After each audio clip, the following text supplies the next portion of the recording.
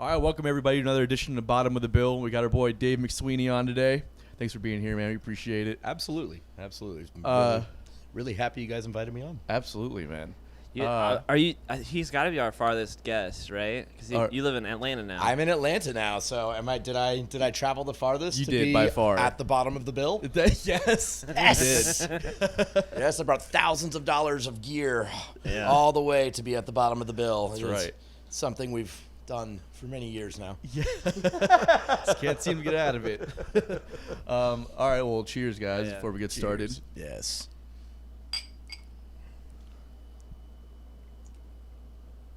All right, so just want to announce a few shows and gigs and stuff we got going on. Side Hustle, December 3rd at Orange Blossom Review. I know it sounds funny, but those tickets are selling pretty quickly. I'm sure they are. It's so funny. Congrats on that gig. That's my birthday. Oh, it is? Really? Yeah. You want to come now? I actually just bought Khruangbin tickets. Oh, nice. In Atlanta. There's a new venue in Atlanta called the Eastern that 0 Mile Productions runs. They do Terminal West and Friday Playhouse and a bunch of other places. Yeah. But they just opened a big one on my part of town. My guitarist Dan Cox in Hive Mind actually is the GM over with 0 Mile. Oh, hell yeah. So yeah, and they announced their fall lineup today, and Khruangbin is on my birthday. So That's I got dope. tickets. Who was telling me about that band? Was it you? Somebody else was telling me, Probably. like, you haven't listened to them before? I still haven't listened to them yet. Oh, yeah. I keep forgetting about it. It took me a 'Cause their while name, to... why? I don't remember. I'm never going to remember that name, Khruangbin. It's even harder to spell. Really? Yeah. Well, and one of the reasons that I came across them and say like they were on my thing is because Trey Anastasio was giving them. I think he played with them at Lock-In, and he loved them from the start. So all of my Fish friends were like, Khruangbin. Yeah. I'm like, all right. And all also right. Krasno has been fanboying on him too, Yeah. which got him a huge following. And they've got a cute bassist. She It's her band. and she rocks some heels and just plays these just nice, simple, funky, good little rudiment bass lines. She's been playing for 2 years also, 2 or 3 years. Yeah. She's been hardly playing for any time at all. Yeah. She just jumps on and plays that just good solid rudiment bass. Yeah. And then their guitarist is he's a bit esoteric and he's amazing though. He does what he does really well. Shreds. Yeah, he does. Yes. He reminds me of like a John Frusciante, kind of in the sense where he's very melodic, and his style. I mean, I don't know what else he can do. I've only heard him in that context, but what he does in that context, I don't think would work in any other context other than that context. You get, but it works so well in that context. Yes. Like John Frusciante again, like what he does wouldn't really work outside the Chili Peppers. Unless it's his own project, right? And it really wouldn't work with the Chili Peppers stuff that they're doing Navarro was playing. Right. And, that stuff was different. So Totally. Yeah, Frusciante's got a very, very unique style. Khruangbin has that is similar to that aspect. Yes. Yeah. Khruangbin. Khruangbin. Yeah. I'm probably totally butchering. I don't know how to something. say it. Khruangbin. I think it's Khruangbin. Yeah, you got it. You all right, Bill? Yeah. Bill got his second shot today. No, Yeah, Billy got dosed. Yeah. Billy got dosed yesterday with the Moderna or Pfizer. Pfizer. And Okay. yesterday I was feeling great. Today I feel like a pile of shit. That's how I'm 3 weeks fully vaxxed now, Yeah. and I also had the Pfizer vaccine. Did it put you out also? I was fatigued the second day. Yeah. Second day, I was just I've had worse hangovers. Yeah. But I was still just felt off for about a day. Yeah. And then the day after that, I was fine. I went back to work, didn't have any issues. But it was good that I took off the day after, which Billy did not. No, Billy, I worked at 9 a.m., did a 4-hour rehearsal, and then came back to work. Yeah. And now I'm doing a podcast. Now we're doing a podcast. Now we're doing a podcast. So Great Billy, life decision. Billy is a trooper. Yeah. I guess, man. But yeah, I don't really feel sick. I just I had a fever and I woke up at 4 a.m. and I was just like, hey, that's just how I'm gonna feel today. And I didn't even have symptoms quite like that. I felt a little. It took about 12 hours and I started feeling a little weird. Yeah. And then I was just a little felt a little off. And then the whole next day I was just and then by the next evening it kind of subsided and I was like, okay, well, I've definitely had hangovers that were much worse and lasted longer. Speaking of the shot, shout out to Jerry. The nurse who gave me a shot recognized me from bottom of the bill. Fuck yeah. We're We're becoming local household celebrities, names. guys. Yes. We're slowly working our way up to the centered bottom of the bill. Oh yeah, like size 14 Size times New 14 Roman. font. Yeah. I'm into that, guys. Yes. I'm into that. We're at like You fucking. guys might be able to get like a 16 or a 20 font in there someday if you keep working at I'm it. I'm keep not working pushing at it, it. man. I'm We're not gonna- pushing it. I would say 14 is fine with me. I'm a 14 guy. Billy's a shoot for the moon and land somewhere on a mountain. I'm more of a Billy- shoot for the stars, land on the moon kind of guy. Billy, are you a Comic Sans kind of guy? No, or I'm Times New Roman all the way. I'm saying shoot for the moon. I'm staying in the space shuttle. Yes. You know what I mean? I'm in orbit. Yeah. There's a lot of talk about to the moon these days. Everybody's into the Dodge coins and all the. Yeah, Is that a saying in the crypto world? Yes, the saying in the crypto world is to the moon. To the moon. I really hope that all the crypto people can find a happy home on the moon. I just want Yeah. one. I want to be Dope. into it. I'll follow him to the moon. Why not? Fuck it. I don't have any of those. I've never bought. I don't have a lot of money anymore. Yeah, that's because but- we're not up on our future game. Well, it's like I feel like you can only be so much in the future. Like it's like there's certain technologies that you can adopt, right? But at a certain point, it's like it's just hard to be up on all of it. And digital currency is not at my. Is this the podcast where we finally talk about NFTs? NFTs, where none of us actually know about what the Yeah, fuck they actually are. I will say this about the future. I've been listening, coming back around and listening to more Alan Watts again, and Okay. really, the future doesn't exist. There is here and now. Right. Now is That's it. what It's exists. very There's Buddhist. no yes, Yeah. and he's a big fan of the. Of Buddhism in general and just the teachings. But yes, I've been listening to Alan Watts, and he's been really embarking on. Is he Is still he a big alive? NFTs guy? He's still alive or he passed on? No, I don't know. He's he would. Nah. I don't know. We could Probably Google that. Jamie, look that up. Yeah. Yeah, look it up. Mm. All right. All right, You're well, fucking fired. Okay, yes, Alan Watts has definitely passed away. I could Google that right now, but we're not going to. But yeah, do you know what NFTs are? I do know it. Non fungible Fungible. tokens. I didn't and know what the word Yes, fungible was. Nobody knows what it means. Look it up, and it's just like something that's not fungible. It's like that gives me no information. I not went to fungible. an NFT, a gallery thing for NFTs. Yeah. Let me see if I can pull any of these up for you. Wait, like a real gallery, or is like it's online because that's what NFTs are. no, it's right? it's a real gallery. They have them like in different there's one in LA, also in New York. There's some of the NFTs. Whoa. Let me see. Whoa, that's It's dope. super cool. Yeah, it's super that's really cool. If you're for those who can't see, I'm It's sorry. pretty dope. It's pretty dope. Oh, that's awesome. Do you guys want to see? I mean, I can go Yeah, show throw it it on to you. screen. Why not? See if we can- let's see if we can- See if we see if Yeah, we I'll can let it you know it's translates. working. Okay. All right. First time we're doing this. Hopefully we don't get in trouble with YouTube. A little bit closer. It's not focusing. For Well, you guys get the point. it was pretty dope.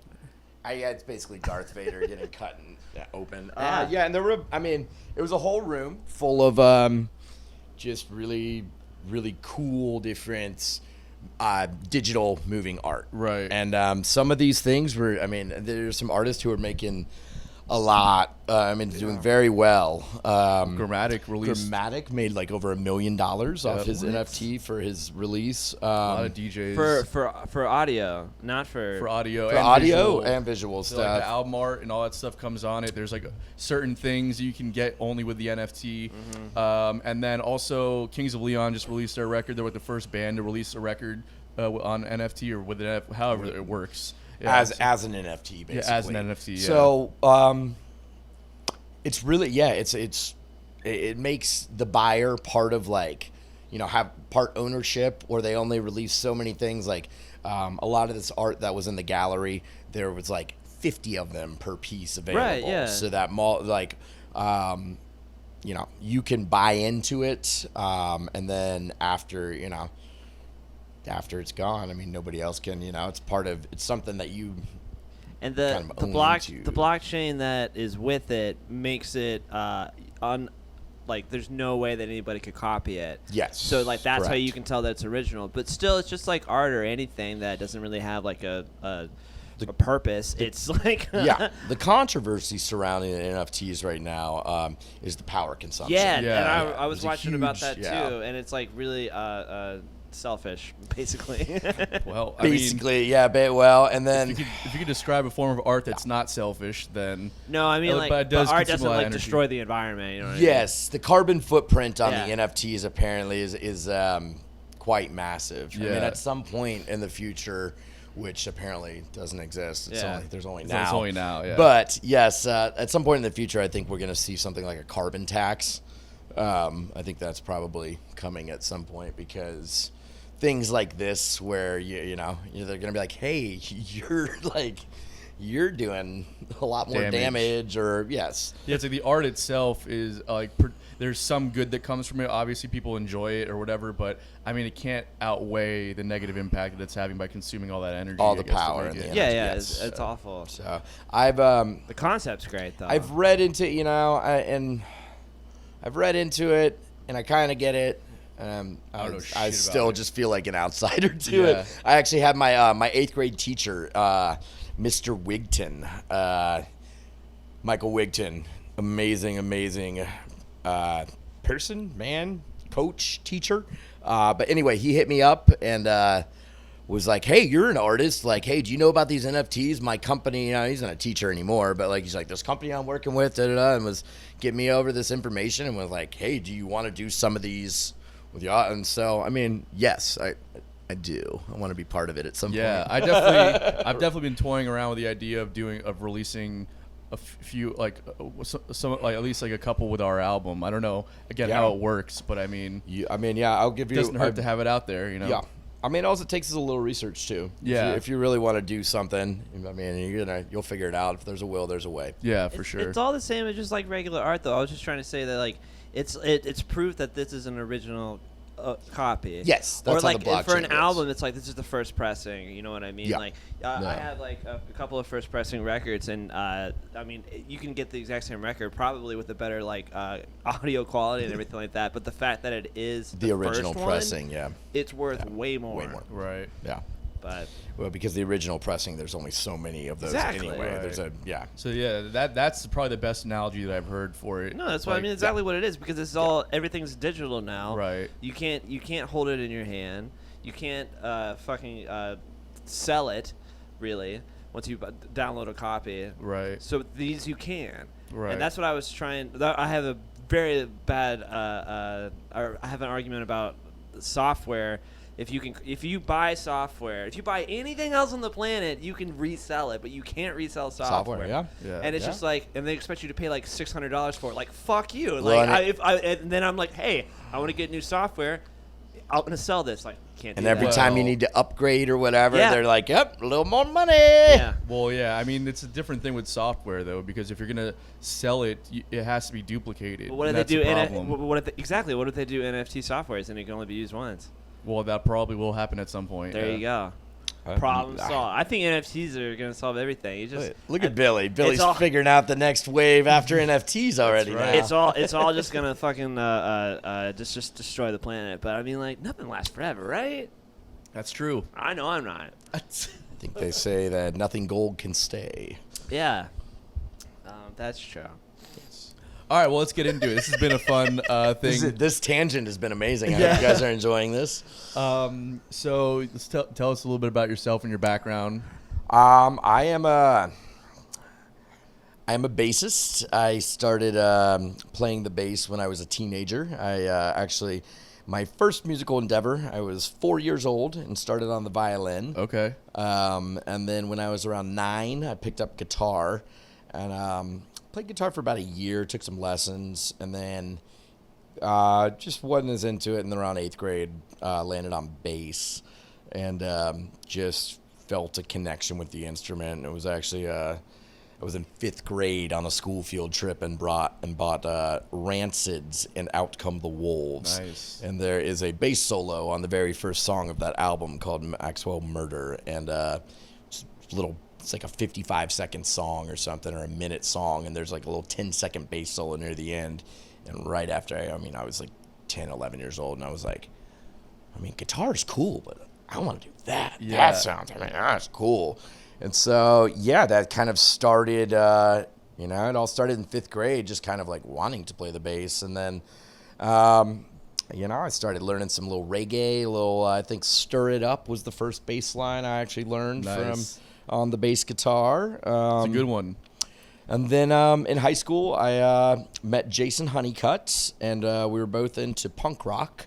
And we had a couple different punk bands throughout high school. He still loves punk. That's what he was blasting while we were packing Jason out loves today. some punk rock. I I was like some, there's a few punk bands that I still like from my youth, but I wouldn't, if you put on some, brand new punk band or something, it was like, you into this? And I'd be like, no. I can get into the Misfits. I like the Misfits, and it's a little bit more melodic. Even early Green Day, which is not really. It's more like pop punk in the '90s. Yeah. I liked some of that stuff. Once you get into more of the hardcore underground punk scene, Dead that's the stuff Kennedys that are the best. They're my favorite. Dead Kennedys are good, but again, it's the more melodic kind of stuff. Yeah. There's a lot of heavier kind of underground, just the whole movement of punk was about not being mainstream. So the punk bands that never became that, that stuff's just a little bit harder for me to listen to. Not that there's not a place for it or that it's not good. I just me, when it was, the punk scene when it was born out of in the 70s, and especially when it was thriving in the 80s. It was it was hardcore, man. Yeah. Those guys used to beat the shit out of each other. This and is early U2. U2 was like that, man. U2 was, the early stuff. The Police. Early. The Police were punk. Their first album or their real early stuff was more in the punk rock thing, and I didn't know that either. So, but yes, after my punk rock years, especially later in high school. Did you have a punk rock band with Jason? I had multiple punk rock bands with Give me some Jason. We had Switch 26 because word and numbers. Gotta have the number band. That's a punk band right there. Why was it Switch 26? Just sound good. Yeah, it's Switch 26, babe. That rolls off the tongue. And then we had Needing Reasons. My father used to call us Needing Lessons. That's pretty good, man. Yeah. And then we had a band called Defeating Harrison. Oh, really? And now we have a song in Greenhouse Lounge that it was a bass riff. I wrote that original intro on that song. I think I originally wrote that in high school. That song's, not saying that you're old, but I didn't know that song was that old. Yeah, so that bass riff, the intro of that song, I think I wrote that junior, senior year in high school. And, it's been modified a little since then, but, a little bit. yeah, but, and then that was the name of the band. And then, in Greenhouse, I kind of just named the track, the song when I was writing it, just a kind of homage to our early band and to our, you told me that's about the duel they had, right? The what now? What? Oh, Defeating Harrison. Yeah, the name in high school, Jason and I just thought it was a cool history fact. Grover Cleveland was the only president to serve 2 non-consecutive terms. Yeah. And he beat Harrison? Who was that? Harrison. Yes. Well, why was it Benjamin Harrison, William Henry, or something? I'm messing my presidents up. My senior teacher in history would not be happy. Yeah. But yeah, so Grover Cleveland was the only president to serve 2 non-consecutive terms, and he defeated Harrison. We'll go with that. This is why we play music, guys. Yeah. And my memory used to be a little sharper, but I had some fun years, and can't really keep every memory up there. Some of the boring ones just get shoved out by the good ones.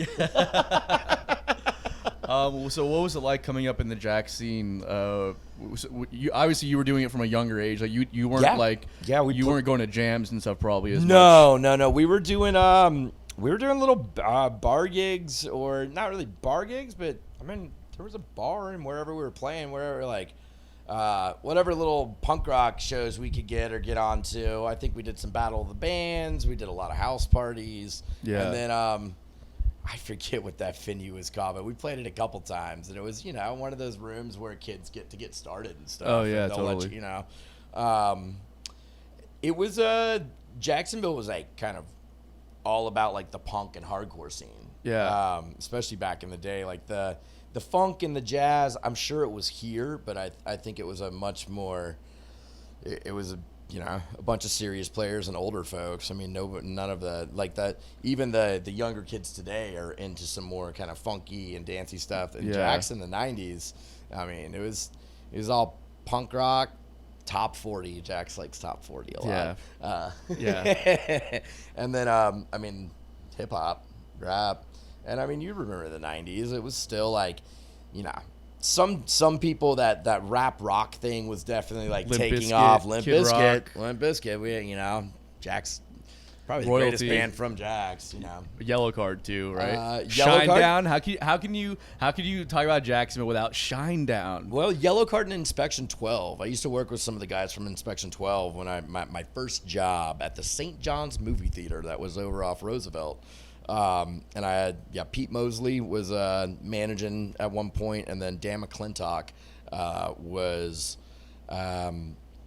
he worked up there doing like projection stuff for the movies, which was a super easy job. It was like, you got to be up there by yourself, just chilling. Yeah. But yeah, those guys, Jordan McDowell from Hat Trick, worked up there too. And so I kind of looked up to some of those guys because they were playing big shows all over town. I mean, Inspection 12, really was about to take off, and they had something very tragic happen. They lost their drummer right before their debut album on their label came out. And so Pete actually went off and joined Yellow Card, played bass for Yellow Card for a while, and did some world tours with them. Nice. So yeah, I mean, Jack's coming up. Jason and I were really, we were into the punk rock thing, and that was what was cool. That was the scene and everything. And then it was around junior or senior year. I just started kind of getting out because my bass teacher, Pete Winders, Pete played with Donovan Frankenreiter for a while. Oh, nice. Yeah, and Pete is an amazing musician. He's a guitarist, but he was also a talented bassist too, and so he was my guitar teacher. And then when I started playing bass, we hit Pete back up, and Pete started teaching me bass too. So by junior and senior year, he was turning me on to a lot of Victor Wooten stuff, Bela Fleck and the Flecktones, Jaco Pastorius, and just a lot of, George Porter Jr., just a lot of different funk and kind of jazzy stuff. So I would, our lessons would start with us kind of going over whatever I did last week with him, and then he would show me some funk. And then at the end of the lesson, I'd, play a little punk rock song for Pete to, and then he would just tab it out for me. I'd be like, I really want to learn this riff, and he'd be like, okay, Yeah. and teach it to me real quick. 3 notes. But after those lessons in high school where he was just turning me on to the funk and to some of these great players are what really helped me dive further into the bass, because it got me. I wanted to listen to more of this jam stuff, and then I started listening to the Fish from Vermont, and started listening to a little String Cheese, a little Widespread Panic, and I tried to give them all like an honest, they're all jam bands, they all got to be good, but at the end of the day, I really did like the Fish from Vermont. So I dove deep into their catalog. Definitely, they've got a pretty talented bassist. And then I just started going to more jam shows. I think the very first kind of jam, jazz, funk type show I went to by myself, I was a senior in high school, and it was at the Florida Theater. I had third row tickets in front of Victor Wooten for Bela Fleck and the Flecktones. Nice. And it changed my life. Yeah.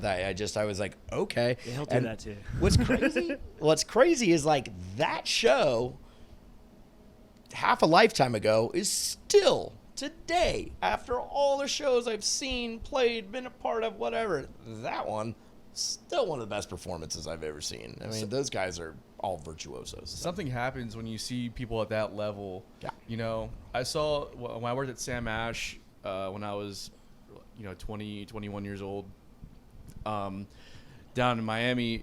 Victor Wooten was coming to do a clinic there. We had like a huge stage set up or whatever.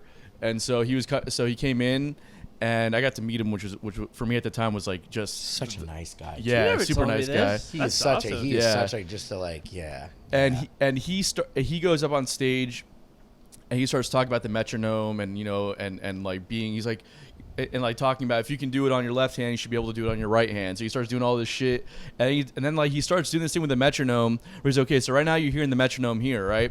He's like, but if I do this, now you're hearing the metronome somewhere else, and like on the spot, it's like he starts putting the metronome in a different point. And I'm just like, this guy is on a different level. So playing like polyrhythms off the metronome or something, or making making instead of us making him like.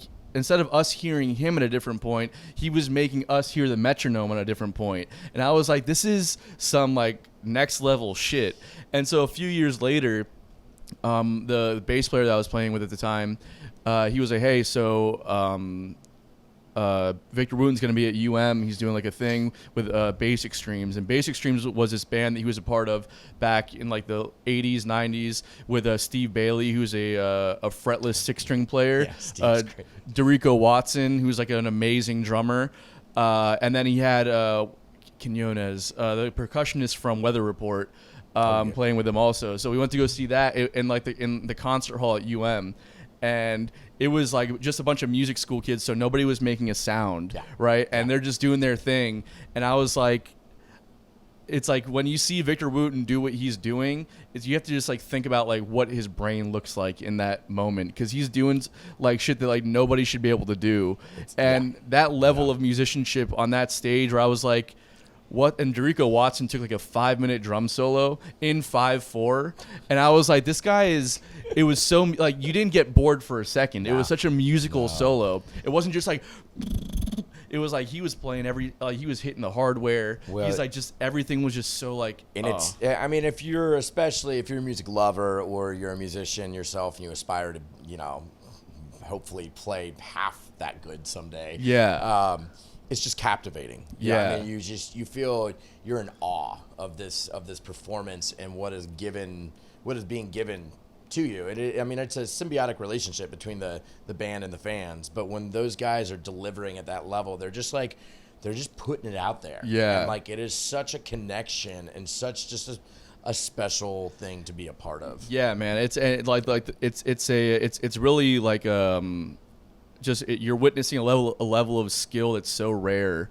Yeah. And it's coming out in a way like what makes it so cool is that it's also being put out in a way that's really enjoyable. There's a lot of musicians out there that are super technical and like crazy that I really get bored with because it's too much. Yep. But those guys, it was also musical and like you can sing what they're playing, what they're improvising in the moment, and like it's amazing while also being technically super proficient. They're just speaking through their instrument instead of using words. They're just completely communicating their feelings and emotions and where they're at with a full connection to the instrument. Yeah, and that's what I think that's what we all aspire to do as musicians, is to stop using our brain and have that full connection. And it's.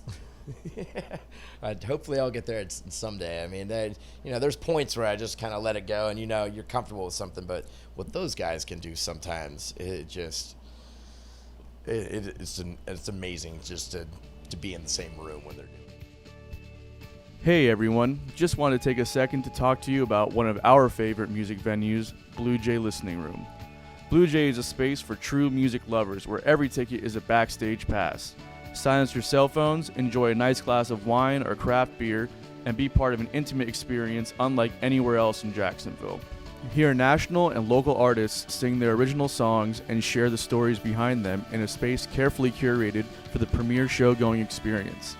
I personally have seen some of my favorite shows here, as well as having played with some of my heroes. Not only is Blue Jay a wonderfully unique experience, it has become a staple in the Florida music scene. Mention Bottom of the Bill on your next visit and receive 10% off your tab. Blue Jay is located at 2457 3rd Street South, Jacksonville Beach, and be sure to check out www.bluejayjacks.com for news, ticketing, and events. Yeah, well, they're comfortable with everything. That's the thing, right? Yes. It's like they have there is no zone that's out of their comfort. No, what I love about I've been watching a lot of either podcast or just videos of Victor just talking, or just I tuned in some Berkeley kind of webinars, and it's just it'll be a bunch of different bassists. You'll have Sklar Lee and, Steve Bailey and Victor Wooten, and I think Mike Gordon was on there. I've tuned into a couple Berkeley webinars for bass, and just hearing these guys talk about it, and they're like, we're not going to talk about like actual playing. We're going to bass and music is life, like every day, just how you get up, how you interpret this thing. And he's like, there's music and rhythms going on the street corners, everywhere. Like if you just tap in and kind of tune into it. Yeah. So those guys, just kind of hearing those guys, all their discussion and like how their approach and just all of that. I mean, I'll go on real long walks in Atlanta. I live in an old neighborhood called Grant Park. It's really close to downtown. And so I will walk through the park and then walk up through this really, really old cemetery in Atlanta. It's called Oakland Cemetery. Really beautiful place if you're ever up there and want to see some cool stuff. And I'll just listen to these guys and just their conversations. And it's so much. Sometimes it helps me to take a break from actually listening to music and just getting in different headspace and be like, oh, okay, I see you now. Like, well, they've really boiled it down to a philosophy. You know what I mean? Yeah. And it's really cool how they've taken. I mean, guys before them were talking about the same thing too, where it's really like if you just kind of look at it, it's like improvising is what life is all about. It's it's like, here's what's happening in the moment and here's how you're going to react to it in this moment. And it's cool with music how those guys have kind of taken this thing and it's like, all right, well, so you have a tension, you have a release, and it's the same concept. It's why people, even who aren't musicians, can relate to it. Yep. Because like we all get to these points where it's like there's a huge tension in our life, and then there's like the release of that tension, and which is why it's like jazz and certain styles of classical music. And really, I mean, and even like rock that's done really well, and blues, any music that's done really well has that same idea of like this tension and release. Mm-hmm. I mean, it's my favorite part of the anatomy of a jam is the tension release part. It's also probably why I'm a big fan of the Fish from Vermont, because those guys are really good at the whole tension release thing, and there's a science to it. Yeah. And there's a thing that when you're connecting with the audience and you're doing tension release stuff, you're taking your people on a ride. Yeah, and man. You're also kind of like in control of a whole room full of people and bringing them on these ups and downs. And so what's crazy about that is I never noticed that until one day I took some mushrooms and I went to go see Dark Star Orchestra at Revolution when I was still living down south, and I realized, granted they're doing dead sets, right? But like in a much cooler way than just covering the dead. Yeah, totally. Doing the whole show. Totally. But I realized I was like, I saw what they were doing, and I watched how the crowd was reacting to it, and I was like, oh, these guys are in complete control of everything that we're doing right now. Yeah. It's like we have no say in the matter. Yeah. Like it was, and that's at that moment I was like, this is what I want to do. Yeah, I mean, I want to be the fucking jam band. Psychedelics and that helps, and good jam music kind of go hand in hand. Yeah, it definitely helps. Yeah, but I think it made me aware of that on a level that I might not have been aware of it if I wasn't tripping. Yeah. You know what I mean? Yeah, I mean, we could get on the subject of psychedelics if we wanted to. I think they're a beautiful thing. I encourage people to, don't jump in the deep end. But I think psychedelics hold a lot of healing power, and I think we're going to see in these next 10 years a lot of different therapy and stuff is going to be. They're already using MDMA and mushrooms. They're using ketamine for depression. Yeah.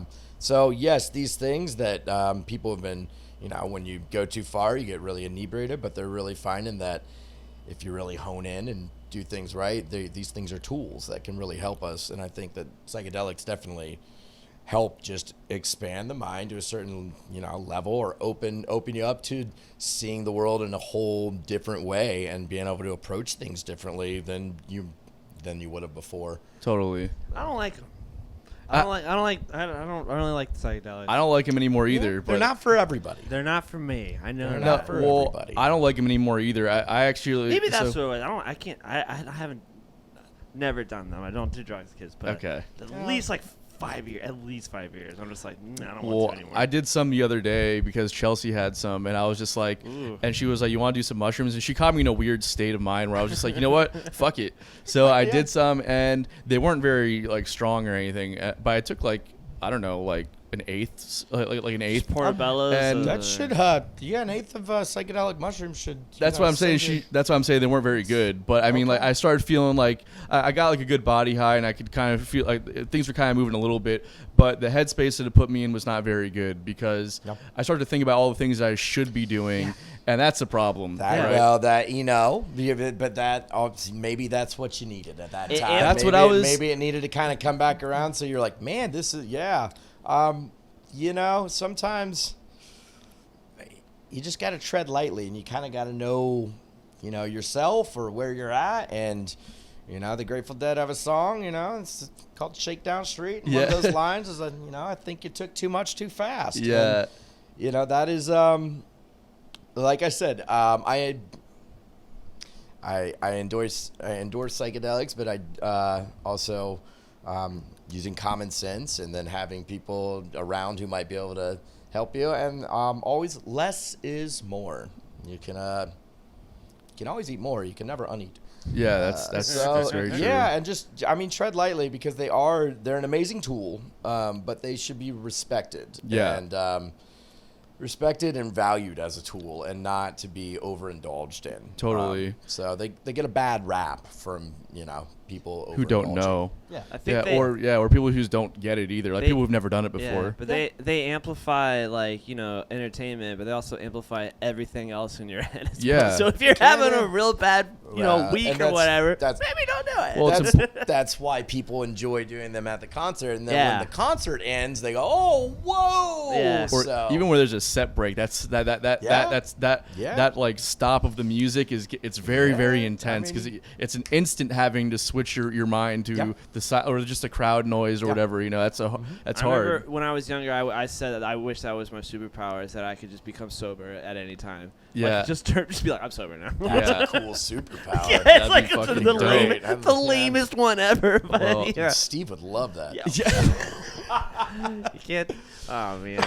We love you, Steve. Yeah, We right. love you, Steve. Absolutely. All right, so we could go about this all day, but let's get back to the music stuff. Yes. So you started getting into jam bands, and then around into high school and into college, and I actually my very last week of my summer semester at UCF, I met some girl who was from Jacksonville, and I was like, "Oh yeah, I'm into Fish," and she's like, "Oh yeah, me and my friends are going next week to Atlanta. You can ride with us if you get a ticket." And the rest is history. Yeah. I moved back from UCF and at the end of 2005, and Jason had been jamming with these guys who owned a hydroponic shop right off Atlantic, or not right off Atlantic, a little street back. Besides the point. Anyway, Jason said, "Hey man, you should come jam with us." I said, "Okay, sounds cool." And we were just jamming in the back of this hydroponic shop and this little band room that we had made, and that's where Greenhouse Lounge started, in the back of a hydro store. Nice. That's kind of how it got the name, and we were terrible for 4 years. And some of the band members would always kind of make jokes about how we're going on tour, and I always used to be like, "You don't even know what that means." Yeah. And then we got a little more serious with it over the years, and started playing around 2009. We started doing these art walk shows. So once a month in Jacksonville, they do an art walk downtown. So we would set up on the steps of the public library, the main public library. Oh yeah, downtown. Over in Hemming Plaza. And so at first we would just have our amps and some speakers, and then eventually we were bringing lights out there, renting a generator, and then the guys who owned the building or who were in there at that point were like, loved us, and we're like, "You could just plug your power in, bring your power cords and plug into the library," and we're like, "Okay, well that's cheaper than renting a generator and having gas near the whole time." And so we would do those monthly little parties, and that really is how Greenhouse Lounge got kind of off the ground and like comfortable just jamming and playing, and like, because we were out there for 2 or 3 hours or something, just so, and that really kind of helped us kind of really get it going. And then we started we were opening up for Tim Hall was putting us on at Jackrabbits and Freebird and Dub Conscious from Athens, Georgia. Those guys definitely were a big inspiration to me. A lot of my friends, we really, really loved their music. We became good friends with the band when they would come to Florida, or we'd go up in Georgia and see them. And then they started letting us open for them also.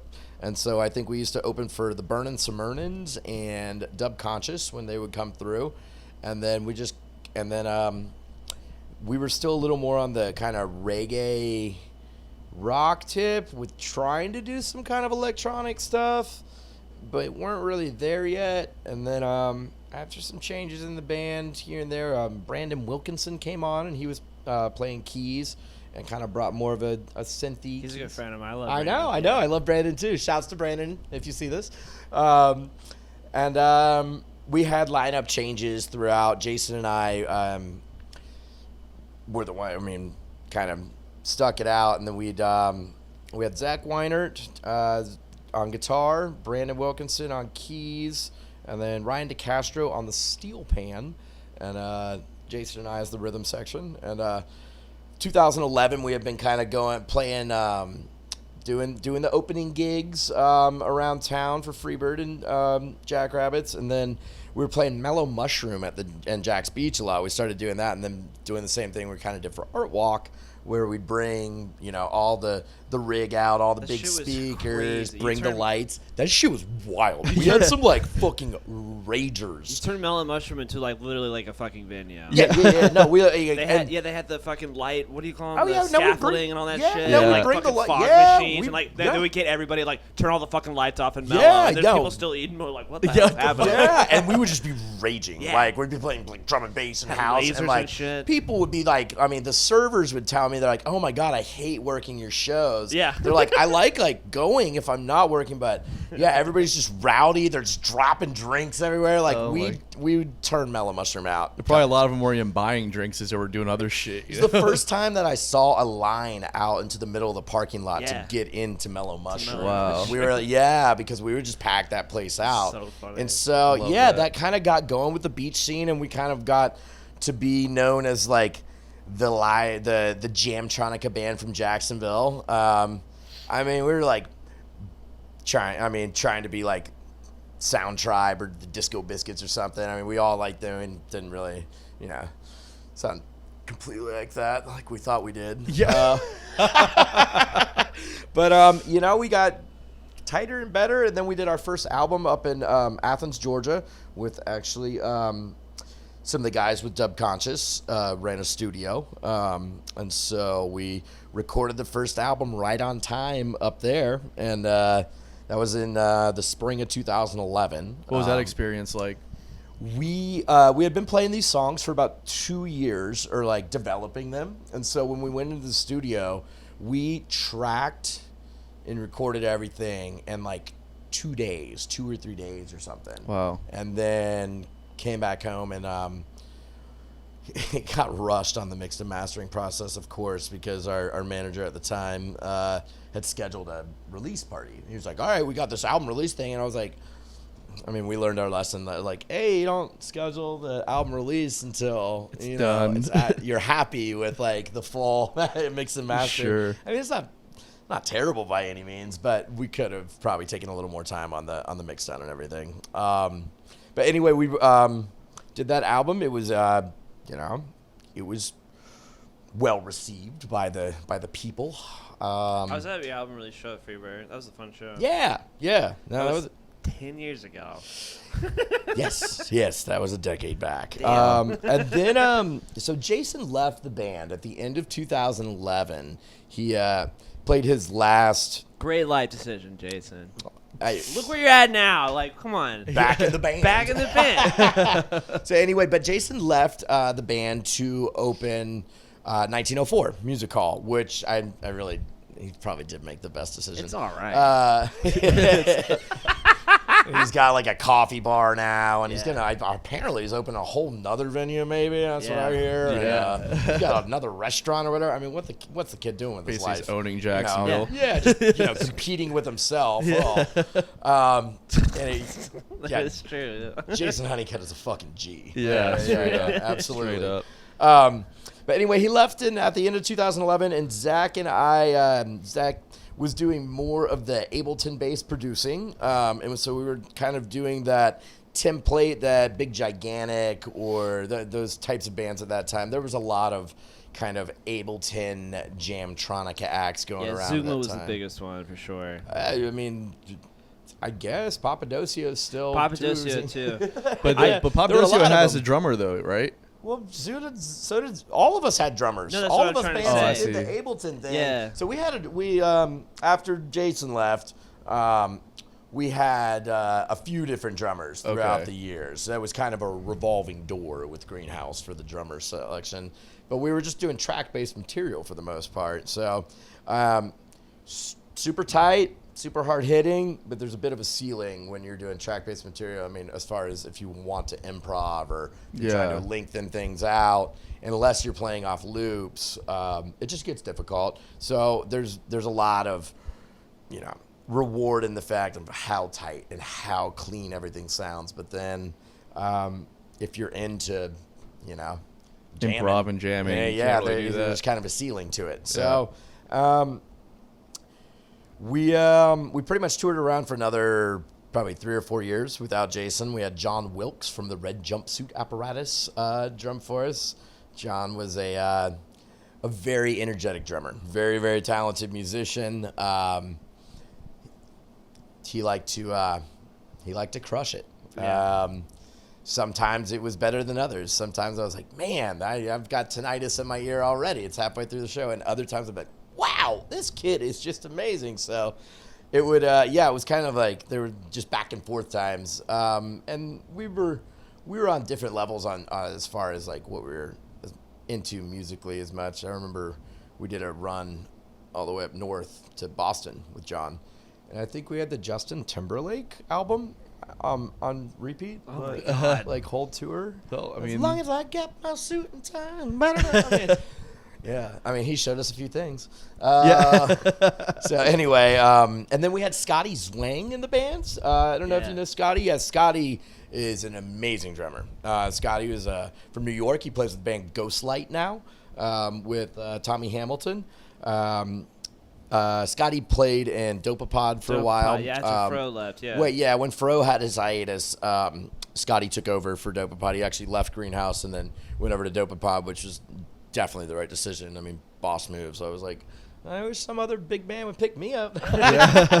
Right. So anyway, Scotty left, went to Dopapod. But Scotty played for about a year with us, or just under a year. Amazing drummer, amazing human being. Scotty Zwang is just a beautiful human.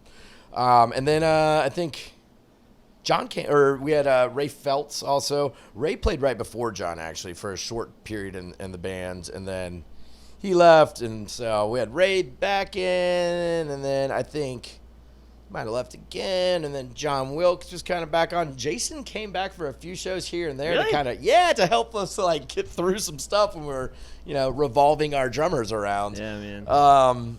And so it was just always pretty much me and Zach and I. Zach running the tracks and the material, and whichever drummer we had with us, whatever year it was.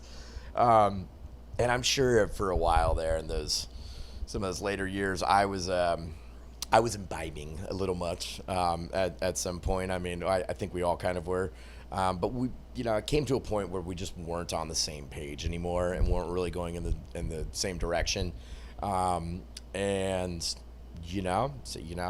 like all good things, sometimes things come to an end or to a pause. Yeah. So I mean that's. So before we get to the the pause of Greenhouse, so you guys were able to obtain like a pretty regional, local and regional success pretty quickly. Yes. Local. What was your kind of approach? Like how were you able to do that? Well, I mean, it was starting out with the bar shows. Really, the Art Walk shows and then the Mellow Mushroom shows made our local fan base and established us at this fun band that you wanna go party with those guys, or like that's where the fun's at. And then we started taking it more seriously and knowing that we had to turn down some of these gigs. We couldn't be playing these local bar shows as much if we wanted to be on the venue shows, or if we wanted to start doing shows on the road and getting a little more respect as a touring act or a aspiring touring act around the Southeast.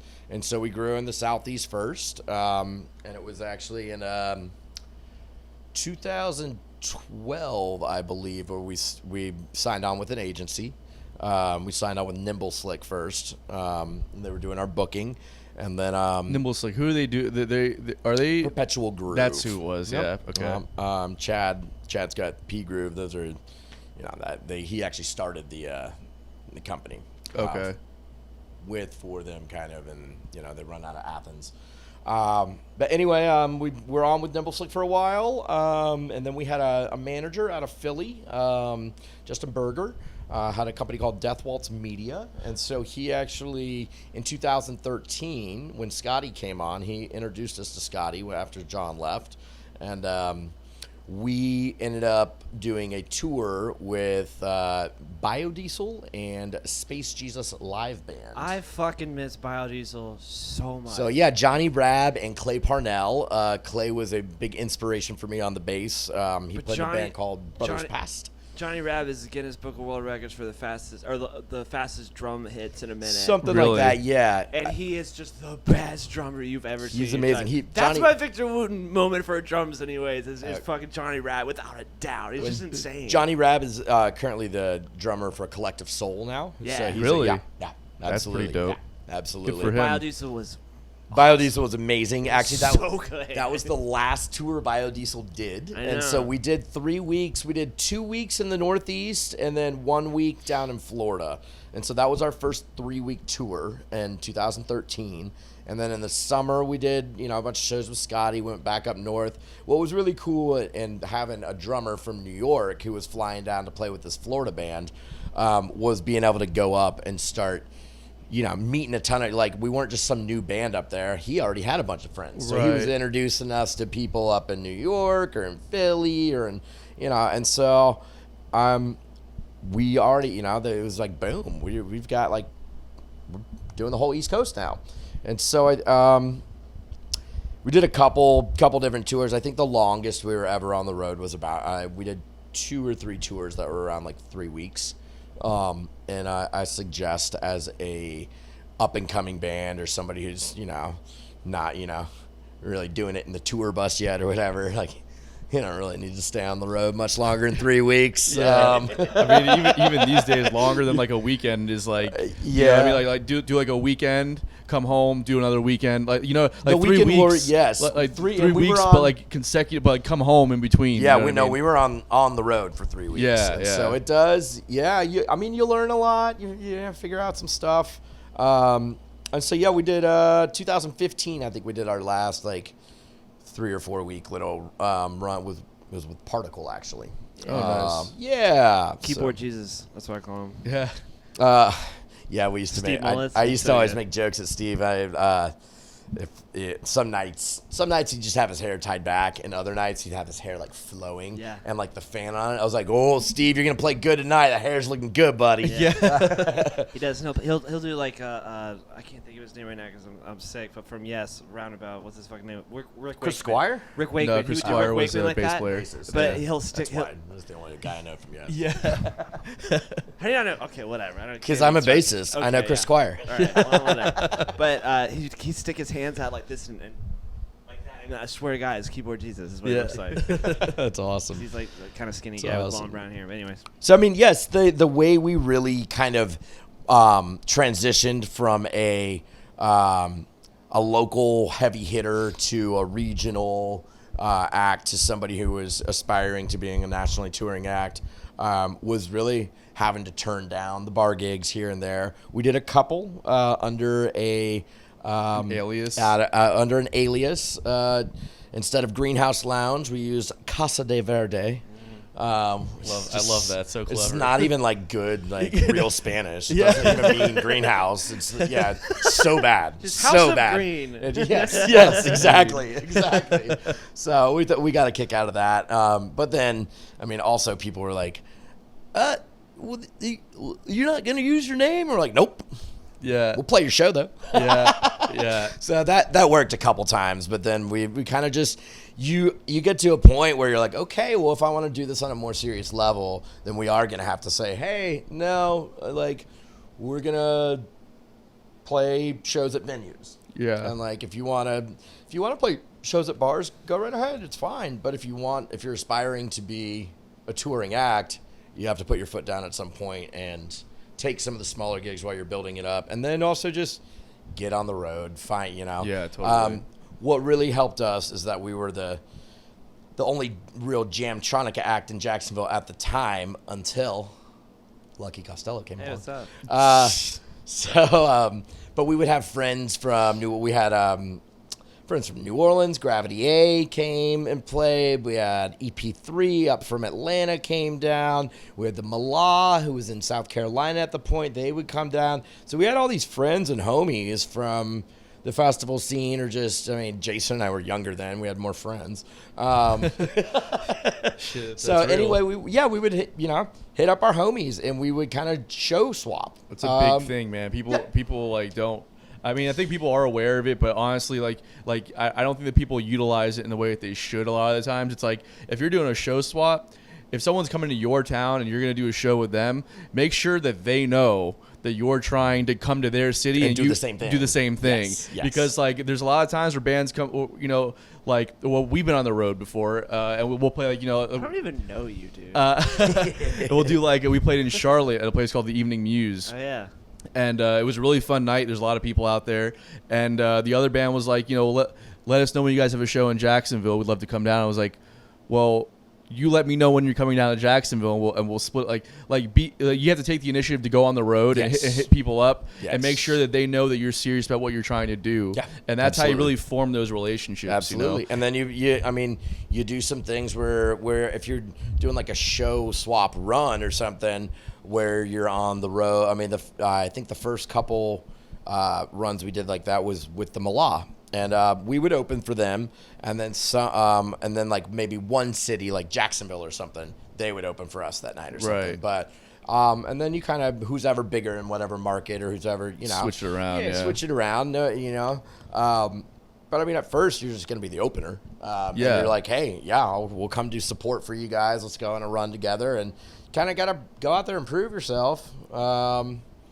And just. Hope for the best. Did you guys ever use any kind of cool promotional tactics when you were playing in new markets or even in local shows? Like something like just, I don't know. Like free beer? Free beer, just anything. Like something that kind of sweetened the pot for the people that were coming out. I'm sure we did at some point. We would try to throw little either promotional things or... also like the whole like guess a number between a 1 and 100 and whoever you're on the guest list. Shit like that, yeah, totally. Yeah, absolutely. You should always try to connect and give one or two people a list spot if you have the list available, and try to get people involved and into what. Yeah. Nowadays they're calling it actionable content. You What? put it out, and it's content that requires, or not really requires, but it engages your fan base, and in the fan base engagement, it gets more visibility and gets more people to engage. What nerd called it that? That's Some just what they're asshole called. from Facebook.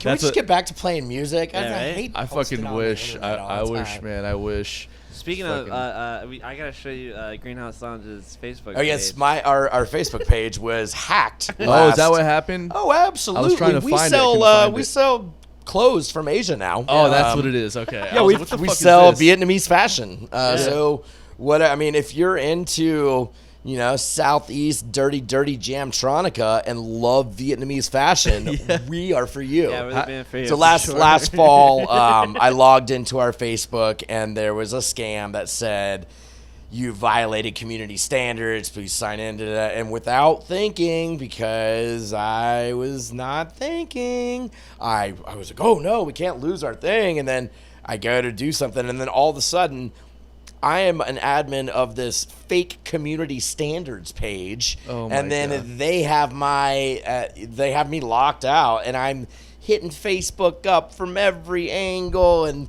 this and reporting them that, and that. I mean, and Facebook would be like, "Well, I think this is the wrong department. Should I send it over here?" And I was just, there's nobody to call, there's nobody to talk to. Right. They don't give a shit. If your shit gets hacked, it's basically just Zuck. hacked. Yeah, fuck Zuck. So we're in the process right now of just creating a new Facebook page. I have That's all you can really do. I have, Explain yeah. a I've protocol. got a buddy of mine who does digital content and is good on all that stuff. Who's gonna be helping us out and Or we can just take a quick trip to Bangkok, dude, and just fucking meet up with these Well, people. Bangkok's not in Vietnam, but that's cool. What? Since when? Bangkok's in Thailand. Yeah. But anyway, Whatever. he had his second dose. He's still a little foggy. It's okay. It's okay. Yeah, I got dosed yesterday. Yeah, you got toast, bro. That Pfizer gonna get you. He's got that fucking Bill Gates microchip. Dude, What are you gonna no, do? dude, that didn't even work. Like, he doesn't call. He hasn't written. I haven't gotten I know what you're doing. Like, Yeah. Bill, it's bullshit. It's There's bullshit. No, yeah. I thought I was at least gonna get some kind of Thank you card. Yeah, like a pat on the back or thanks, Dave, from Bill. Some dumb shit. Nothing. Yeah, nothing. Nothing. It's Nothing all at complete horse shit. It is. It is. Okay, so JHL takes a pause, goes on break, and then you move to Atlanta. Yes. What was it like going into that scene and having to kind of make I'm sure you knew a lot of people up there, but just breaking into a new scene basically. So the reason I moved to Atlanta, actually, I felt like I had just kind of hit a wall in Jacksonville. My band was on pause. And we called it a extended hiatus or undetermined. I forget what. Basically, it was hey, we're not a band anymore, but maybe we could be. Yeah. But probably not. So anyway, yeah, I moved up to Atlanta. I had the girl I was dating and living with at the time broke up with me, and a couple days later, I had a sublet at a friend's place who was out of town trimming weed in Cali for a month or something. And I think it was right after Halloween, we all jumped in the car at Swanee and drove straight up to Athens, Georgia, because STS9 was playing, and I think we thought we could get free tickets or something, or some of us got free tickets. I don't know. Anyway, we went to Atlanta after the show, and my good friends Brian Sutoff, who's still my roommate now, and Dan Cox, who plays in a band. I play in his band in Atlanta, actually, called Hive Mind. They were like, we're partying that night, and they're like, well, we need a roommate. And I was like, well, I need to get the fuck out of Florida. And they're like, all right, well, I was like, see you next month. And they were like, tight. And so a month later, a buddy of mine came down with his van, my buddy Josh from Lucidia, and we loaded a bunch of stuff up in his van and then loaded my car up and drove to Dan and Brian's place, unloaded that shit, and then, boom, I don't live in Florida anymore. Yeah. And so anyway, yeah, after that, I was still, say the first year or something I was there. I didn't have the greatest habits. I was still kind of getting my shit together.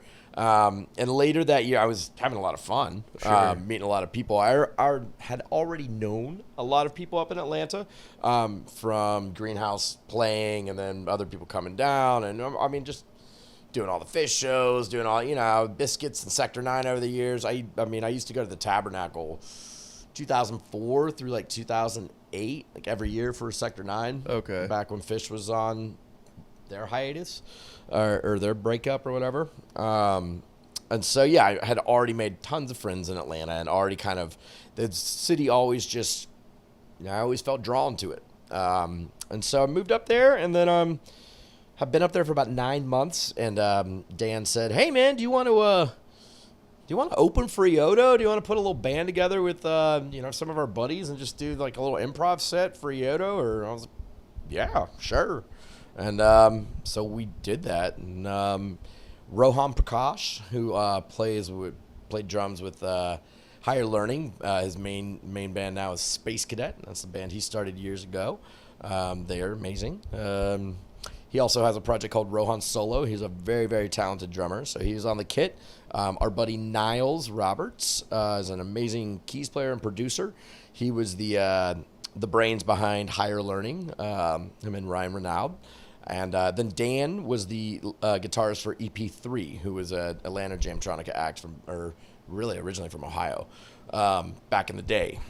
And so it's like 4 guys who had played in different acts kind of together on different bills together, just doing a little project. And, the first one went all right, pretty well. And then the second one went better. And and we did it every couple months. We weren't like, hey, we're starting this project. We're going to hit the road. All of us were like, nah, This is like a little side project that we all know. We're like, damn, I'd always be like, shit, man, wish we could put more work into this. And shit's badass. Yeah. But everybody's busy. Sure. Yeah, even when you've got kind of a good thing, sometimes you're like, all right, just enjoy it for what it is.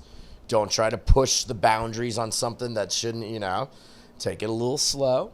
And so, that breaking into a new scene was not as difficult if I had just moved to a city that I'd never lived in or didn't have a bunch of people in before. So I already kind of felt accepted or kind of already had some good little hookups or whatever in Atlanta before, when I first got started. So to answer your question, it wasn't really as hard for me because I had already been established a little bit in Atlanta. And what kind of stuff were you seeing, like, as far as opportunities and things that might have been going on in the scene there that you noticed might not be as accessible in a smaller market?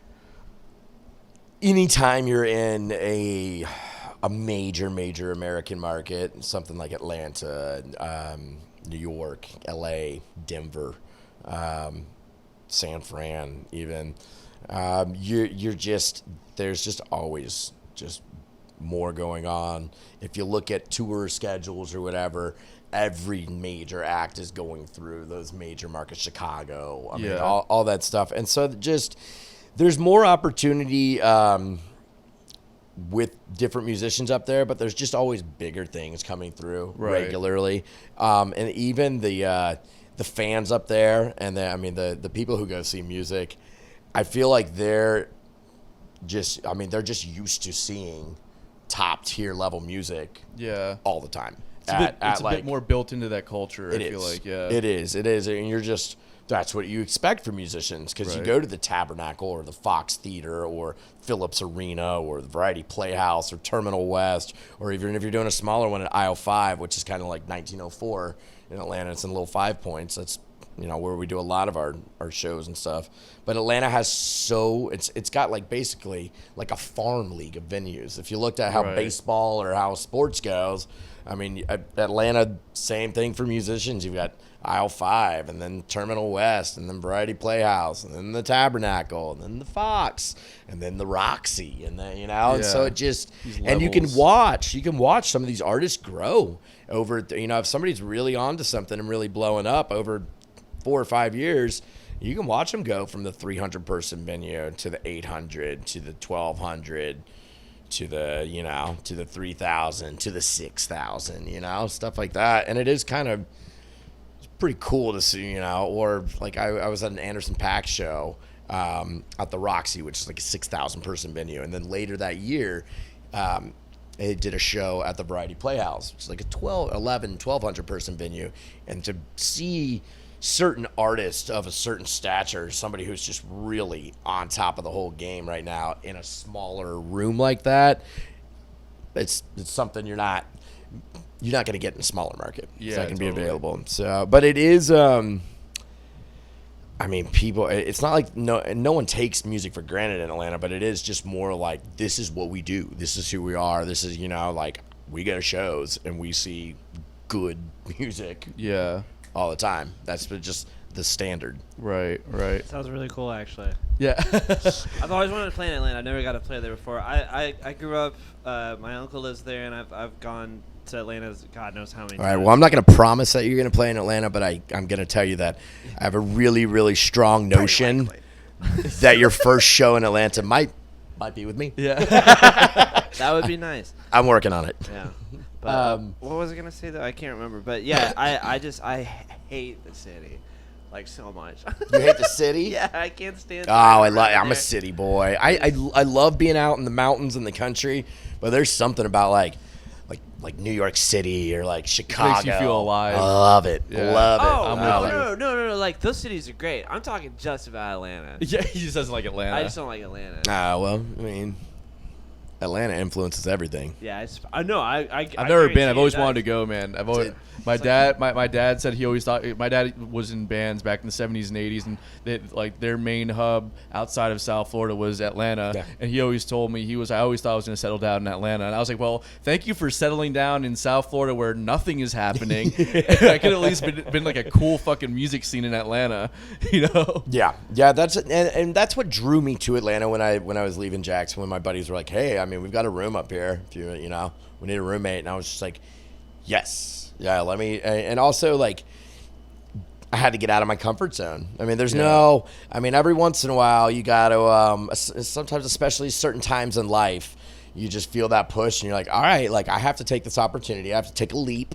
And that's where the growth is when you put yourself out there and you put yourself in a situation where you might, you're like, okay, I know I need to do this. There's uncertainty about it, but I mean, with everything, there's risk and reward, and really, there's growth too. And growth comes with being out of your comfort zone. And it usually works out too if you just stick to your guns on it and really do it right. As long as you don't like make the decision and then I don't, for lack of a better word, like pussy out. You know what I mean? That is a terrible word to use. But to get cold feet. Cold feet. How we would say that. Yes. Yeah. That's great. There you go. There you go. But yeah, I mean, if you don't, cold feet. No wonder he's on the bottom of the bill. Yeah. Dude, he's a PR nightmare. Yeah. So yes, I was always just drawn to Atlanta, especially. I mean, seeing all these bands that really, really inspired me, and anytime like any of those bands that I really loved back in the day, which I still enjoy their music quite a bit, it was Atlanta where I was seeing them. And sometimes, I mean, they come down to Florida too. I saw some Fish shows in Miami for New Year's. I saw some STS9 shows in Florida. They did some Florida runs. I saw some Disco Biscuit shows in Florida during Langarado, and they did some other stuff too. The one time they played. Well, it's just usually like a 2006, 2007, and 2008. You mean? No, I'm just saying like the one time, like the one place they ever played. Get him, Dave. Baby, I was there. Well, I wasn't, because I was still that was my high school. Yeah, that's when I was those times inspired me too. It was really, it was you don't even know you're in it or that like this is, until you look back on it. Years later, you're like, oh wow, those experiences helped shape me and get me into a direction where I wanted to go, and and just showing up as a youngster and traveling out of town or with some people you don't know that well, but you're like, these are my new, my friends. We're gonna go just do this. That's part of the same thing about being like, when an opportunity knocks, when the iron's high, you strike that shit. Yeah. Well, I feel like also in those in a place like Atlanta and bigger markets as well, there's you have like record labels and you have booking agencies and management people that are kind of on the ground, that if you are on the ground too will see. They're first off, they're easier to get in touch with, and like they get to know who you are just from being out in the scene and you being out in the scene. Whereas like if you're in a market like this, it's more of like you have to reach out to them and you have to just work a little bit harder to get on their radar. You do. There's a lot of people who, and a lot of really serious artists will move to those bigger major markets because, one, the competition's stiffer. So if you are serious about the competition and want to show that, show them what's up, those major markets are kind of the place to do it. And to kind of, if you stand out in a city like that, that means you can really, and that's where the management and the booking agent and the agencies are going to look and say, okay, we can go with this. And also, it's going to be easier to build a bigger following just because there's way more people in those markets. Yeah, exactly. So it's easier to attract. There's not as many fans in Jacksonville who are into your style of music or something, or maybe it's harder to reach them or find them in a city like major market, there's way more of those people who are into it because there's Yeah. just more people. Yeah, exactly. And then I feel like some of those major markets too, especially in the type of stuff we do, are more in tune to that type of thing. Well, is it something that you said about diversity and culture Yeah. that it exposes people to more and makes them just more open-minded about newer things coming out? Yeah. Not to say Jacksonville doesn't have people that are open-minded. I mean, I love Jacksonville, and the scene here I think is pretty strong. But just if you go to like a place like Atlanta or New York or whatever, it's like just the diversity in culture there really exposes people to something that you don't get in other cities, and I think that makes you more open to different influences in your art, so people can try new things and they're just ready to accept those new things, you know. I mean, I completely agree with everything you just said. I think there's a massive amount of talent in Jacksonville, but I think it's also harder, like some of that talent doesn't get recognized as much because it's not in a bigger market or it's not being, Well, you got to get. Does that make sense? Yeah, totally. If you're going to be in a market like this, you have to just make sure that you're going on the road, and that people in those bigger markets do see you. That's exactly what Greenhouse Lounge did. I said, okay, like, early on, I was like, all right, well, okay, now that we're playing decent shows here, time to take this show on the road. Yeah. Because I mean, as a musician, if you want to grow your fan base, if you want to do this on a bigger level, I mean, let's take this show on the road, baby. Yeah, totally. That's what you have to do. That's what And you have to make it happen yourself these days. You can't wait for somebody to discover you, especially in a place where there's not really people looking to discover people, right? It's like the game has changed. Yeah, you gotta just kind of be grinding it and doing it all yourself. You don't have some A&R guy, and I mean, most A&R guys aren't looking for some jam band, some up and coming jam band. Totally. There's already there's a bunch of up and coming jam bands. Yeah. And so really, most of those types, I feel like the A&R type guys and the talent touts of the talent scouts of the music industry are. I mean, one, you're looking for younger people. You're looking for that because you're going for the 18 to 25 crowd, or you're going younger than that. You want like the 10 to 17 crowd. Right. If you're going pop and rap and even rock, I mean, what sells is talented youth. Yeah. And I mean, and sex sells. Like, yeah, basically. So, like, yeah, young, sexy people. Yeah. That's what sells records in that industry or in the pop world. Pop market, yeah. I'm like, yeah. I mean, that's just, that's America. That's where the money's at. Yeah. And, I mean, the pop music is all ear candy. There's pop music's not bad. It's really well produced and really well done. Yeah. But, I mean, if you look at Britney Spears, the Backstreet Boys, NSYNC, what's that guy's name from Sweden who wrote like pretty much all of their songs? Oh, do you know about that? Yeah. I can't remember his name, but yeah. Yeah, like we said, memory is not always the sharpest. But yeah, Max something or something. Yeah. Anyway, yeah, there's this one dude from Sweden who wrote like all of the big pop songs from like the late 90s and early 2000s. Yeah, he's actually a classical musician as well. Yeah, absolutely. Okay. So it's not. Yeah, when Britney Spears is singing "Toxic," I mean, somebody did that beat and somebody gave her that song, and the record companies. That's how pop music works. So, if you want to be in that part of the game, you could do that. If you're like us and you're like in your 30s and like playing like nerdy music, like jazz and funk and all that.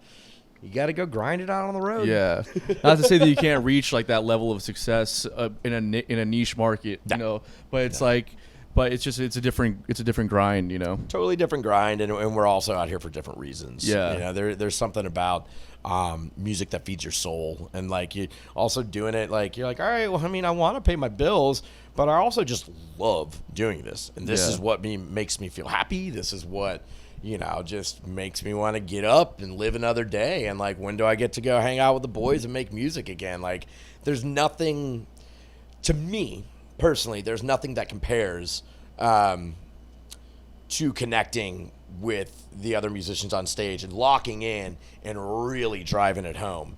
I mean, sex, like really good sex. Yeah. But it's comparable. Those are like the two things, and it's all pretty much dopamine and serotonin release in the like brain. a really good book. Yeah, like a really good book. Yeah, like Goblet of Fire, for the first time.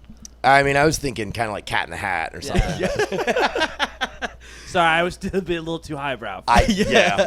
Seriously. War and Peace. That one really got me going. Yeah. I didn't read War and Peace.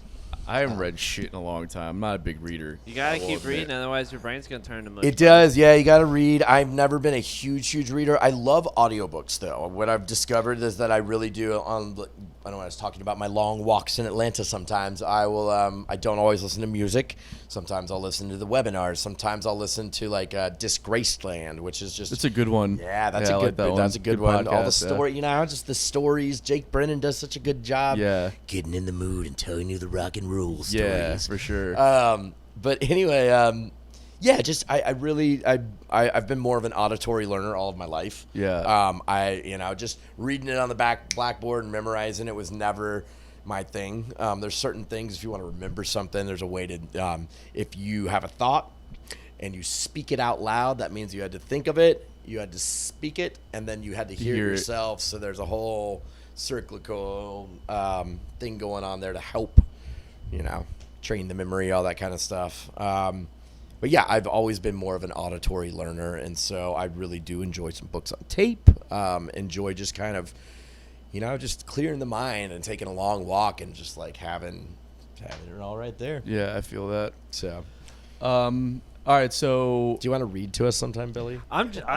he would love to, I'm sure. I do. Yeah. All right, so after a while in Atlanta, you've decided to kind of put GHL back together. So it seemed. So the way this all happened actually was not my idea. I actually hit Jason Honeycutt up about Hive Mind coming. I saw that he booked the New Deal, and I said, oh, wow, Jason and I used to love the New Deal. I was like, but I'd love to get my Atlanta side project down. And I hit Jason up. I said, hey, man, what about Hive Mind coming and opening up for the New Deal? And he was all about it. And so I hit up Dan Cox, the guitarist, and said, yeah, would you want to do this? And he was, yeah, man, that sounds great. So we hit up Rohan, the drummer. He said, oh, man, I've got a gig that day. I got a Space Cadet gig, somewhere else already. I said, oh, okay. So I hit Jason up. I was like, yeah, unfortunately, I guess it's not going to work. And he goes, well, what about, do you want to get Greenhouse Lounge back together with, like, I go, with who? He goes, I don't know, Billy and Steve. Reach out to them. And I was like, well, yeah, I always, I've sat in with Lucky Costello a couple times, and I always fucking loved playing music with Billy. So, that'd be great. And I was like, I know Steve will do it. I've played music with him a bunch of times, and Steve was like, yeah, I'd love to play Greenhouse Lounge. And so we took it lightly. I told Jason I was actually going to have to buy some more gear. I was like, yeah, this certain pedal that I had that did this specific noise that people were super into or whatever. I was like, I don't have that thing anymore. And so I was pretty much rebuilt a pedal board over the past couple of years. And it's bigger, better, badder than it's ever been. Nice. But yeah, we, just tried it out. I said, okay, well, if we're going to do this, I'll come down for some rehearsals. And what happened was we relearned, I think about 5 or 6 songs off the original album, Right on Time, that Jason and I recorded in 2011, 10 years ago. We barely got them down in time to play for the New Deal. But we did. We played a little hour set opener and out back at 1904 and had all of our friends out there. That was like the most packed I've ever seen the back porch, the patio there. Yeah, man. I can't believe it. And the kids were just raging. Yeah. Our fan was just crushing it. That's we were awesome. we felt it was special. And then it starts raining at the end, the last 10 minutes of our set. It starts raining. Nobody left. Nobody It was moved. ridiculous. Everybody was just. And then after we were done, they were all just standing there. I was like, "Go inside, y'all! It's raining, and the New Deal's about to play. Yeah. We'll see y'all in a minute." Yeah. And so we were kind of like, okay, we'll do one show and we'll see how it goes. Test the waters, and we felt great about it. We had a great response from all of our friends and our family who showed up. And so we felt good about it, and we said, okay, well, let's do some shows in the spring. And so I the next winter. I started coming down for some rehearsals. We did about 6 weeks of rehearsals. Yeah, man. Got everything ready. We had some shows lined up. We were gonna do our first little 3-night run back, and then COVID. Yeah. They got canceled. And then COVID was actually, I considered it a blessing in disguise as far as how I took the time and what I did with it. I reinvested into more gear. I started taking more lessons again from my buddy Luke Beaumont from La Special. He's a Berkeley grad and an amazing bassist, and he's kind of short like me, and so I was like, all right, well, I don't need to like take lessons from some dude who's got giant bass hands that I'm gonna envy. I'm like, how about somebody who's like around my size or whatever? Yeah. Like that'll make a little more sense. So Luke turned me on to, I told him I just wanted new practice exercises, new just like different things to work on, and just I was like, dude, I'm so sick of all of my knowledge. I can watch videos for days, but like, just turn me on to some different approaches or some different little exercises to do, and it was great. It got me in a better headspace, and we started Greenhouse back in the fall last year and played a sketchy COVID show for Halloween or for Devil's Night, the night before Halloween. Nice. Yeah, that's appropriate. And that one, we brought back even more stuff. We brought back a couple of tunes from Zach's era in the band to pay homage to that era, which were originally written on Ableton, but we've reworked them into a full live band setting where Billy's doing, a bunch of keys parts, synth parts on there. I'm making a little more noises with my pedals when I need to, so that was kind of pretty cool, just expanding it. And then we also wrote our first really 2 new songs, because one of them I introduced from Hive Mind and one of them you introduced from Lucky. But I mean, they're all becoming Greenhouse songs. So basically added 4 new songs, 2 older ones that Zach had written, and then we had the original 5 that we had started with. So the whole goal for the Halloween show was to get to 2 sets with the material. I was like, all right, if we're going to do a headlining show back, I want to have 2 full sets and an encore. And I was like, I think that's only proper. And, by the skin of our teeth again, because I'm so demanding with all the stuff I want them to learn. We did that, and so it went well, and then we did another New Year's show, and then finally, after New Year's, I took another little break at the beginning of this year, because it was other than Florida, everything else was still shut down. I was like, well, I guess let's wait a little while longer again. Yeah. And, we're back. We are 2 weeks for this weekend. We are playing our first festival set in over 5 years. Well, this will come out on Sunday, so Oh. how was the show? The show was great. Yeah. The show was amazing. I was gonna go OBJ was phenomenal. We had a blast playing for everyone at OBJ. Yeah, it was great. But at the end of the month, we do have our first 3-night run coming up. We're playing 2 of our favorite venues. We're going to do 2 nights at the Dunedin Brewery down in Dunedin, Florida. I thought you were being like, 2 of our favorite venues, and they're both Dunedin. No. The Dunedin Brewery, the oldest microbrewery in Florida. Yeah. And then home base, 1904. What we're trying to do kind of on some of these runs is connect back with some of the people we've toured with or played with in the past or had sit in with us. This next one on May 30th, we're doing Greenhouse Lounge with Roosevelt Collier. And he is, we don't even know what's going to happen yet. We just know that, like, Rosie's our homie. And we're going to have him up. And, it's going to be a good night. Have you ever tasted heaven in a glass? Do you pine for the hoppiest brews and palest ales? Do you like food? If so, then Wicked Barley is the oasis that your mouth has been wishing for, walking into the complete barren wasteland that is your life. Wicked Barley is located in Jacksonville, Florida, nestled on the banks of Goodpiece Creek. Wicked Barley aims to provide its guests with a wicked experience, offering over 18 house-brewed beers, ciders, and meads on tap. They also have an expansive gastropub-style food menu, including burgers, salads, sandwiches, and more. Whether you are a newcomer or a craft beer connoisseur, there's a little something for everyone at Wicked Barley. Visit them at 4100 Bay Meadows Drive and tell them Bottom of the Bill sent you. Rosie's pretty good about just finding his spot, you know. Yeah, he just knows. He's a G, yeah, exactly. Like, straight up. Exactly. Rosie's a G. So anyway, yeah, we're really excited about that. Later, I mean, there's some other artists that we're looking to hopefully collaborate with later this year again. So yeah, I mean, just be on the lookout. We're gonna have a new Facebook page. I'm gonna be sending you all the invites. Please send them to your friends, since our fans were stolen from us to sell Vietnamese swag clothing. Yeah, that's a rough one, man.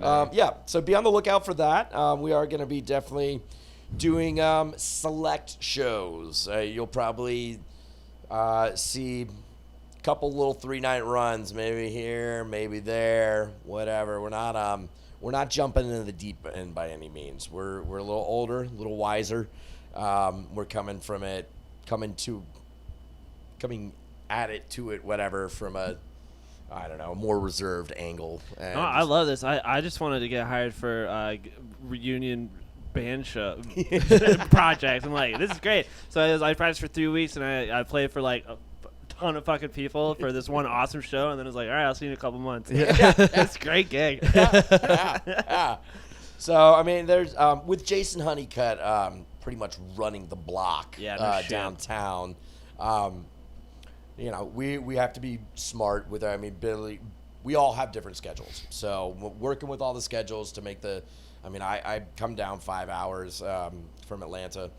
That's how we actually say it. Atlanta. I've been like enunciating the whole thing. Nobody does that. Yeah, there's no T at the end of Atlanta. Atlanta. It's like what Billy when you say Louisville. It's Louisville. Louisville. Yeah. Louisville. Wool. There's a whole. You got to have a little tobacco in your mouth. Louisville. Anyway, yeah, just working with all the schedules and everything, and just with your schedule, with my schedule, with Jason's schedule, and finding where that sweet spot is. To get the time in, because I mean we don't really have more than 4 hours at a time, and that includes load in and setup sometimes, some days. So we have to be very. I mean, the time is sacred, and we're in the zone of this summer. We're going to be writing some more material and working on some, expanding the set even more. I think both of us are looking forward to that. But yeah, we just basically have to be very, very wise with our time management and when we are able to do this, and that's why we take it very seriously now. All the rehearsals are, there's no fucking around. There's a lot of work to be done, and nobody wants to be a busta on stage, so that's for sure. That's for sure. So yeah, I mean, we're just in general, it's nice to it's really nice to have Jason Honeycutt back on drums, but like looking over, like I'm in the center right now, and sometimes I'll just be playing these whole note bass lines, just holding down like just a massive wall of bass. Simple stuff for me, but I just get to look to my left and right, and like there's Steve just shredding, and Billy's all into it. I'm like, this is fucking awesome. Yeah. Man. So it's a great feeling to bring it back around and to just approach it with a little more respect for the music and for the craft these days, and really take it seriously, and really I don't know, just not treat it as much as a party on wheels as we did at one point with it. Yeah.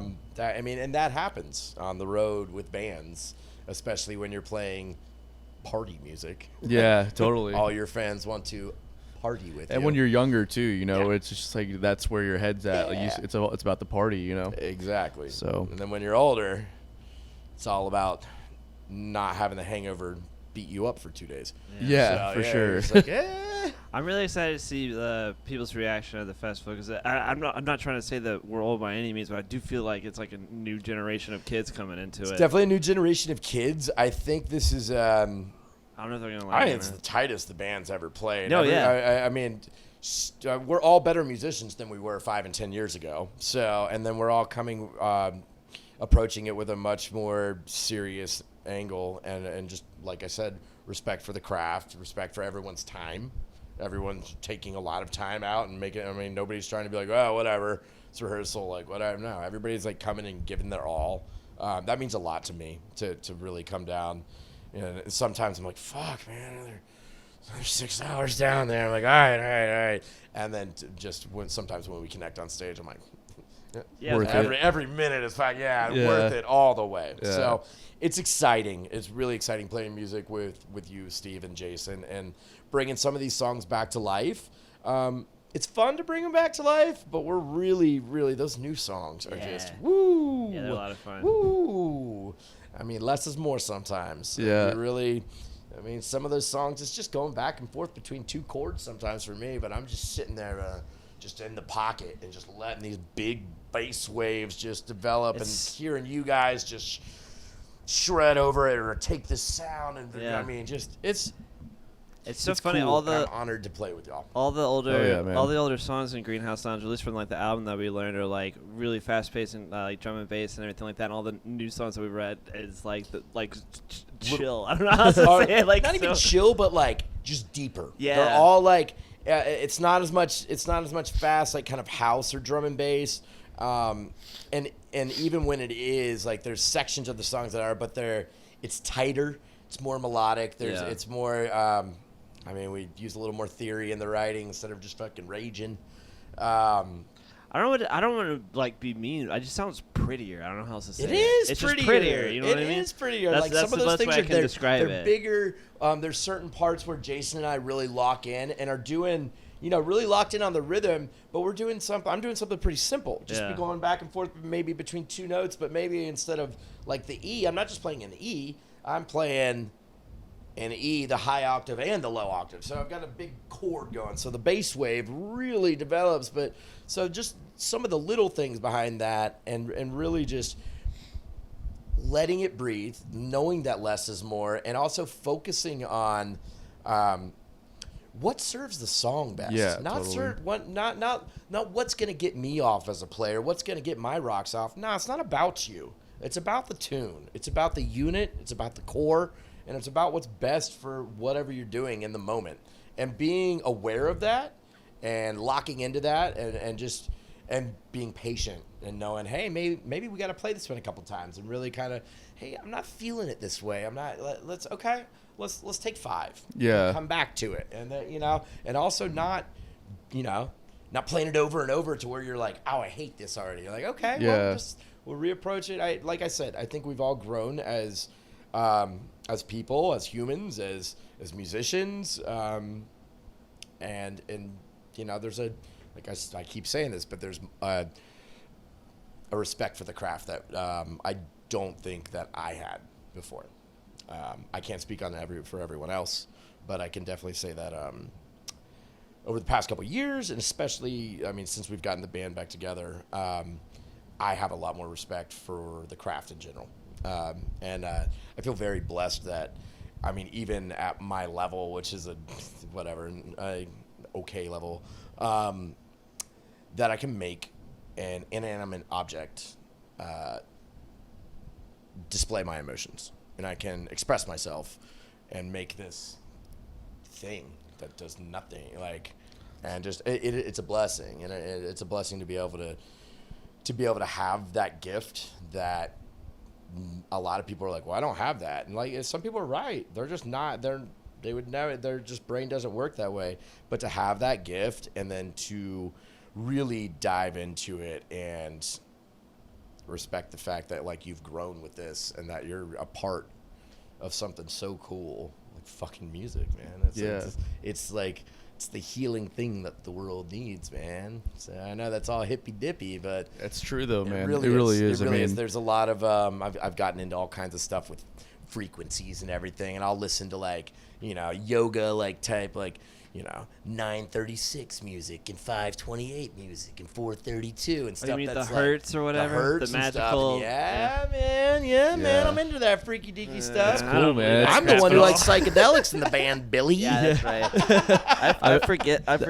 Yeah, That man, I'm just like, I'm into all that stuff. No, that shit's that there's something there though. You know what I mean? There is. That's But if you want to tap into that, you do need to be wearing the headphones for it. If you just have it on your speakers, you're Probably not won't gonna, notice the difference, The binaural beats and everything, is definitely something where you're wearing the headphones. But back to the music though.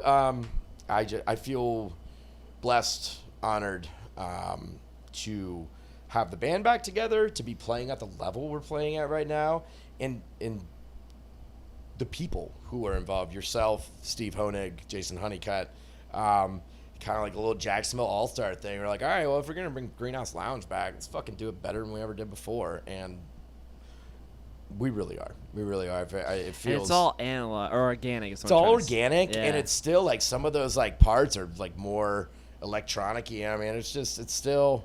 I don't know. I'm a live band type guy. There's nothing like just the raw power of the band when they fucking lock in and just deliver.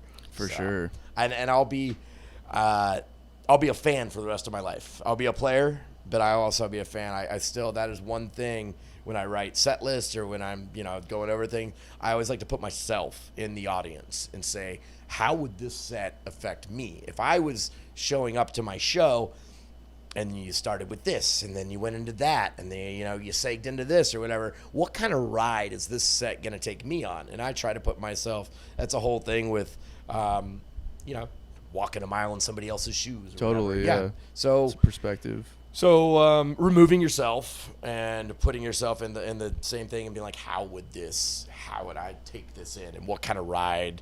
And I think about that stuff a lot, and where we can take people and why this song would follow that one, or why we wouldn't do those two back to back or whatever. Right. And what the music to me, I like roller coasters. I love roller coasters because they're fucking awesome, and that's how my favorite shows are.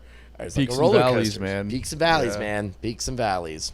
So That's awesome, man. I'm stoked to hear the new stuff when and just to see the new show when you guys play locally again, and I'm able to actually show up. That'd be dope.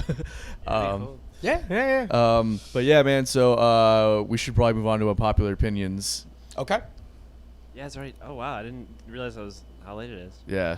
Oh yeah. We're getting close to the end here because the homies Kamani are playing at 1904 tonight. Have a great time. There's no way I can I stand know, for more I know, than but 5 like seconds at if that I'm show if right I'm now, here I'm so in mad. town and then I don't show up to see fucking Nikki and Sput and Kat Dyson and LaFam crush it at my brother Jason Honeycutt's music venue, then I'll be a buster. Of course. Yeah.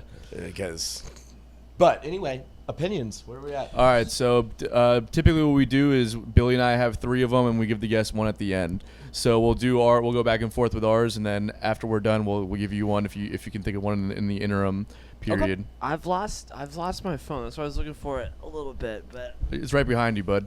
hey, look, guess what? My head's not screwed on today at all. But I wrote them down from last week because we didn't have any. All right, you want to go first or?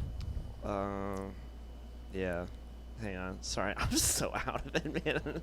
I apologize. I was looking forward to this because we scheduled this like a month ago. And We did. And I was just like, yeah, I can't wait. And I did not think I was going to be this sick or anything. Let's see. I don't want Jesus to ever come back. Okay. It's a heavy one.